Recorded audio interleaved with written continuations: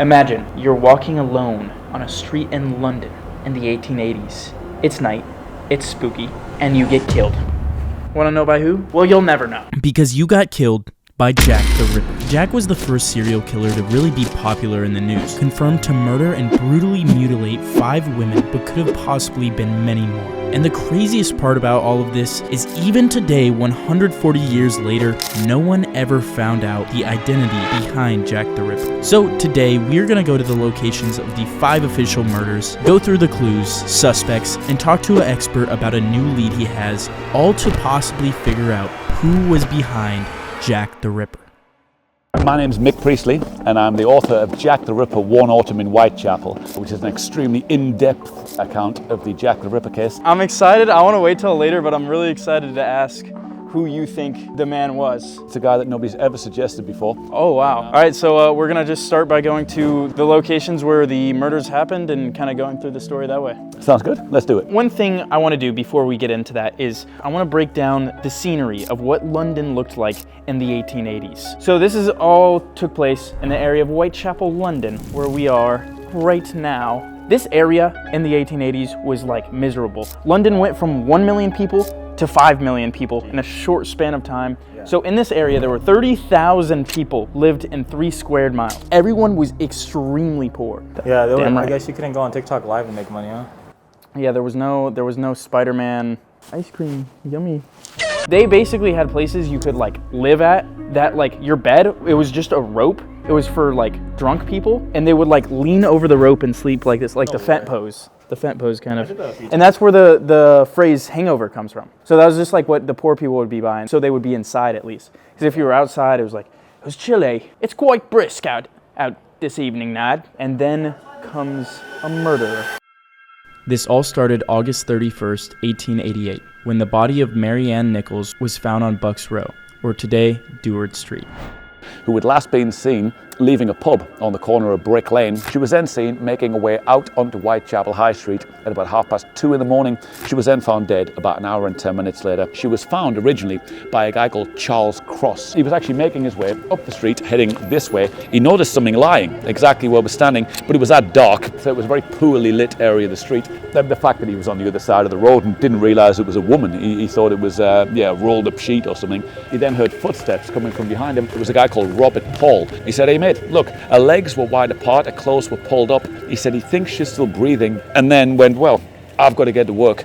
And if we see a policeman, we'll tell him about it." They met a PC Jonas Misen. He then came down, by which point a PC John Thane had also arrived, and that's where the whole case began. When they found the body of Mary, she had multiple incisions running down her stomach. This is a trend you would start to see a lot more and a lot worse in the later murders. And this all would give us a good idea of who Jack was. But after Mary Ann, Mick took us to a spot that is not an official murder of Jack the Ripper, but he really seems to think it was done by him. And hopefully this will offer more clues. 3 weeks earlier, there'd been the murder of Martha Tabram down in Gunthorpe Street. She was found on the first floor landing of a building called the George Yard Building. Whoever had murdered her, he'd entered the building with her onto the first floor landing. She'd been stabbed 39 times, and she was lying in the same manner as Mary Ann Nichols was. That murder of Martha Tabram had made a minor ripple in the newspapers, and then later on in the case, when he strikes again, then it became a sensation in the newspapers. And is it true that he was like, in a way, the first media serial killer? Like he was the first serial killer to be, I guess, like publicized? Like, it wasn't the first serial killer case in this area,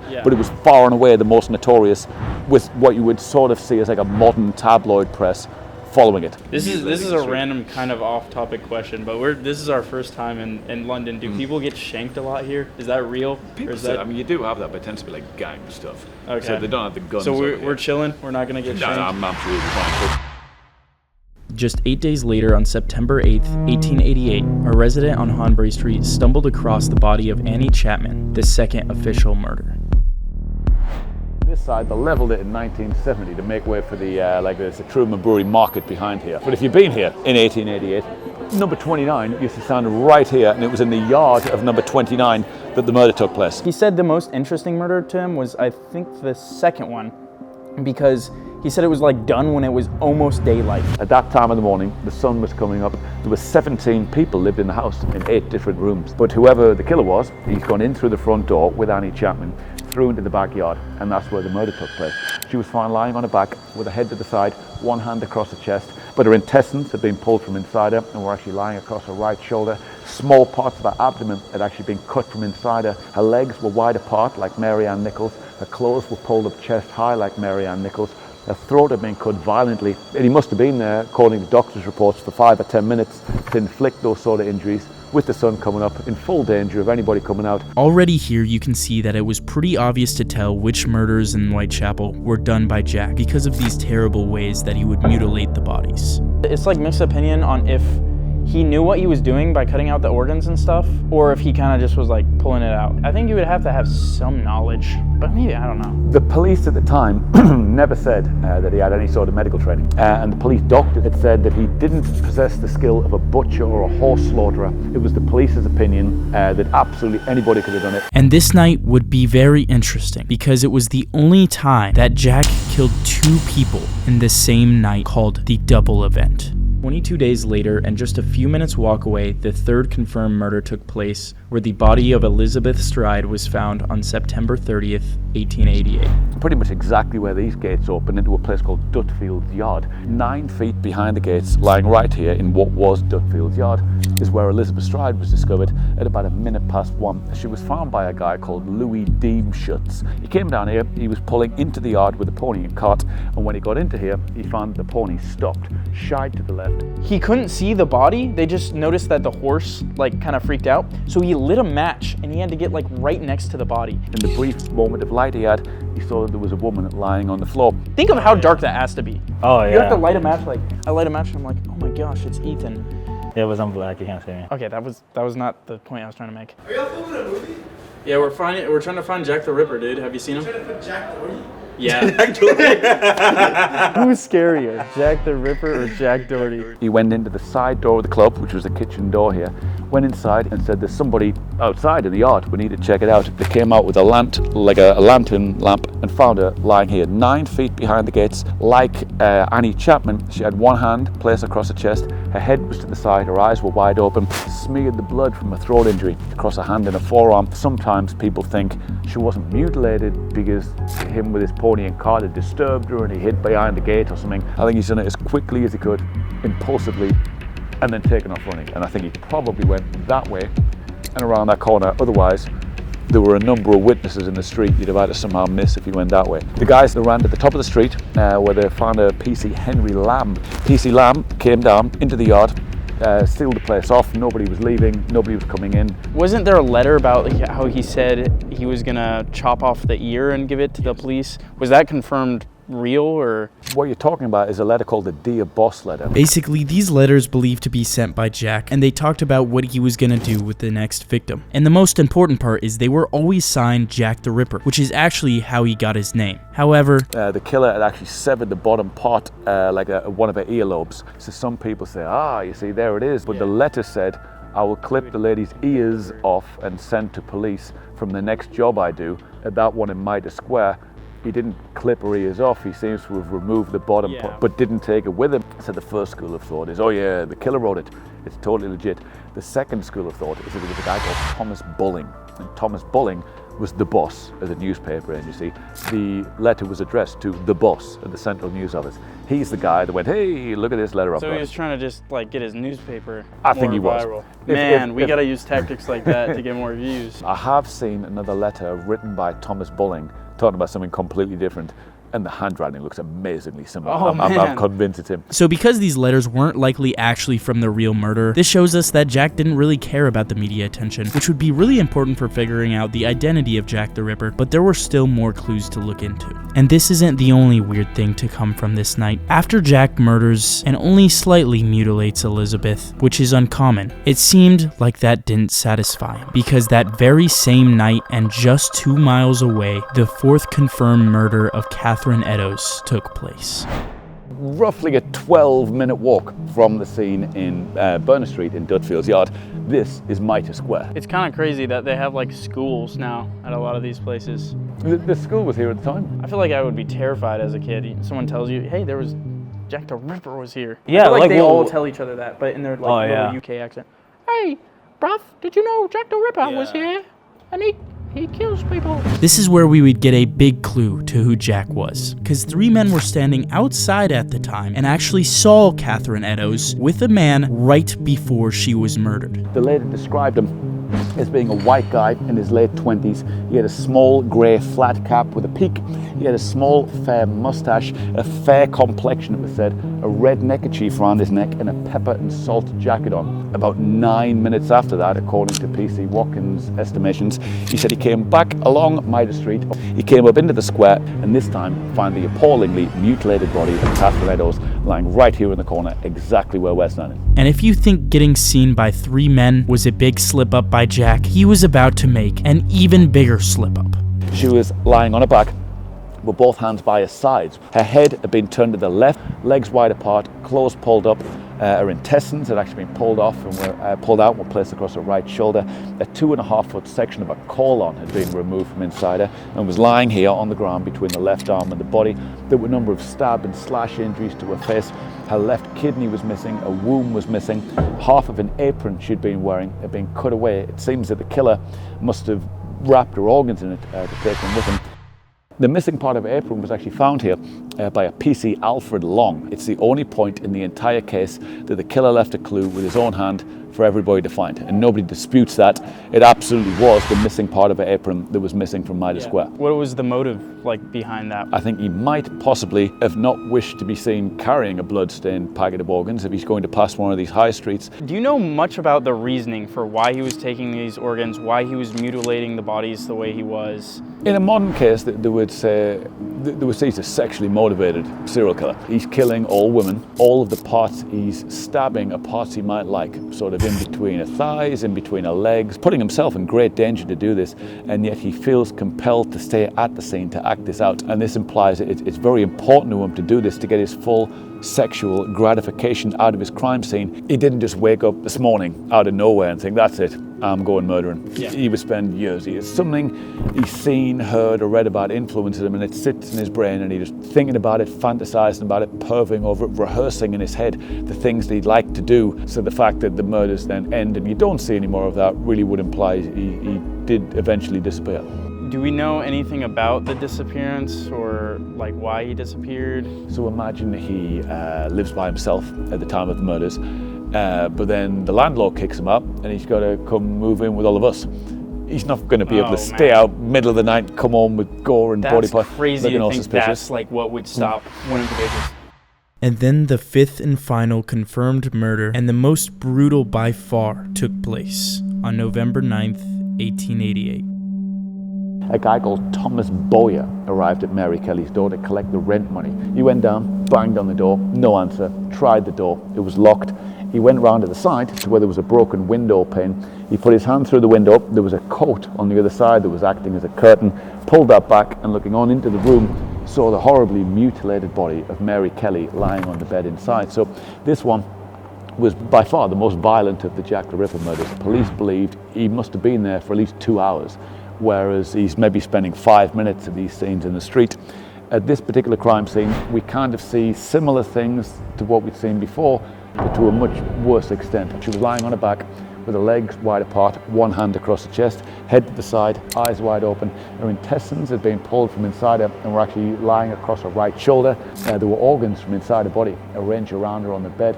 Her liver was lying in between her feet. Both of her breasts and the muscles attached to them, the doctor's report said, had been removed with roughly circular incisions. Organs and strips of flesh from the body were actually hanging in nails from the wall and had been draped over the back of the chairs. People often say that the murder of Mary Kelly here was the last one that took place, and it totally wasn't. There was the murder of Alice Mackenzie and Francis Coles that took place afterwards that were attributed to the same killer, but this one here on Dorset Street was far and away the most violent. And with all of that, we now have a pretty good description of Jack. So after all of the cases, this is kind of the description they got for Jack the Ripper. White male, age 28 to 36, likely of average intelligence, probably appeared with poor personal hygiene. They're just roasting him. Single, never married, difficulty interacting with people, especially women. Nocturnal? I don't know, we're pretty nocturnal. It's 2:30 a.m. right now. And now that we finally had everything, it was time to go over the suspects. Well, if you were to Google Jack the Ripper suspect, there are dozens and dozens and dozens of names. The police at the time, there were only really a couple of suspects at the time. There was a guy called John Pizer, who was briefly known as Leather Apron, and he was known to threaten women in the street with a knife. It turned out he was this bonehead street mugger guy. It was just all talk. He was a yapper. There was then a guy called Jacob Eisenschmidt, and he was known as the Mad Butcher of Holloway. His wife had contacted the police after the murder of Annie Chapman. They said he's lost the plot, he's drunk all the time, he's always carrying big knives on him, and he hangs out at this pub in Whitechapel on Wentworth Street. There was a hunt on to find him. They caught him, he was taken to court. The judge said he was a dangerous man, and he was sectioned in the psychiatric loony bin, and then the murders kept going, so it couldn't have been him afterwards. Walter Sickert, the artist. I remember a certain failed artist that was not a good person. He painted prostitutes, which some believe contain clues about the murders. Has a painting called Jack the Ripper in his bedroom. Wait, pause. Suwern Kowalski. He lived in Whitechapel at the time of the murders. He worked as a barber under an alias. He was later convicted of poisoning his three wives. Jesus. So, I don't know. It seems like he was kind of a bad dude. Karl Feigenbaum. This was a German merchant sailor. He was suspicious because he confessed to mutilating women. Oh my, well, that's pretty bad. Records show he was working in Whitechapel at the dates of the murders. Even his own lawyer believed he could have been Jack the Ripper. Jesus, dude. His lawyer Jayoma was not doing his job, dude. He should have had Jayoma. To me, the most suspicious person of this is either the guy that mutilated women, actually, I take him out of it. Because if he confessed to that, then at that point, he just confessed to being Jack the Ripper. Yeah, that makes sense. The guy that has a Jack the Ripper painting in his room, I feel like that's kind of like a sick fan. It's like the scene in Incredibles where he tears down the poster. There are a few other popular conspiracies that I'll put over on my second channel, and if you look anywhere online, people seem to think it was a man named Aaron Kosminski. But out of all of these suspects, which by far are who people think is most likely, Mick had someone that nobody talks about. When I put my book out, I was researching a guy called George Chapman. Not that I thought it was him necessarily, but I would find out once and for all. I thought it's clearly not this guy at all. And then here's Albert Backett. And here he is again. And here he is again. And Albert Backett, age, he fits the right description. He's got a criminal record for all the things you'd expect a serial killer to have today. He told the police he'd met the killer and spoke to him twice. He said the killer was writing letters to his house to threaten him and warn him of murders. He then turned up by himself, completely uninvited, to the inquest of Francis Coles, demanding to be on the jury just when the jury were about to be taken to view a body in the mortuary. Threw such a big fit when they wouldn't let him that the coroner told him if he didn't sit down and behave himself, he was going to have the police remove him from the building. But he worked as an engraver. But the reason that's interesting is because I found 4 women in the area who all got attacked but got away. And it was always the same story. They'd been sleeping rough 3-4 in the morning in this area when you'd met this guy who'd offered you this money to go with him, and he presented you with these valuable looking coins, and he'd seemed like Mr. Nice until you got to that dark deserted spot, and then he flipped. They'd struggled and screamed and he ran away, and then you realised these coins he'd given you were bogus, polished super brightly to look like gold coins when they totally weren't. Albert Backett, as a copper plate engraver with years of experience, would absolutely have had all the tools and the knowledge. So I got a question. Do you think that the case will ever officially be solved? No, I don't think they're ever going to officially solve it in the same way. I mean, there are countless other cases throughout history that'll never be solved anyway. I think until somebody comes along with some mind-boggling evidence, I think it's clearly Albert Backett, and nobody's ever suggested it before. I'll be 100% honest, I have not dedicated nearly enough time to say really much on this, but this guy that Mick told us, Aaron, claiming to meet Jack, getting letters from him, then also having metalworking experience where the survivors would see fake coins right before they got attacked, seems incredibly suspicious. And also just Jack the Ripper as a whole. Before I knew much about the Jack the Jack the Ripper, I was like, oh, genius guy. He was getting away with all these killings and stuff. But like talking to this expert now, it literally seems like he was just lucky. I thought everything was like really detailed. I thought he was super smart, but it literally seems like he was just like walking home, see someone alone, like just murder them, do whatever you wanted, and somehow like run away. And like, it's crazy what you could get away with. I pirate a movie.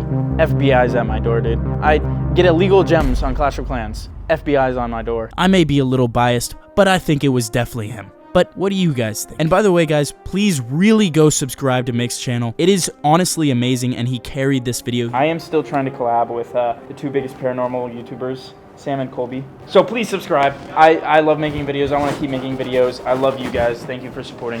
What mystery, what adventure, what quest should I go on next?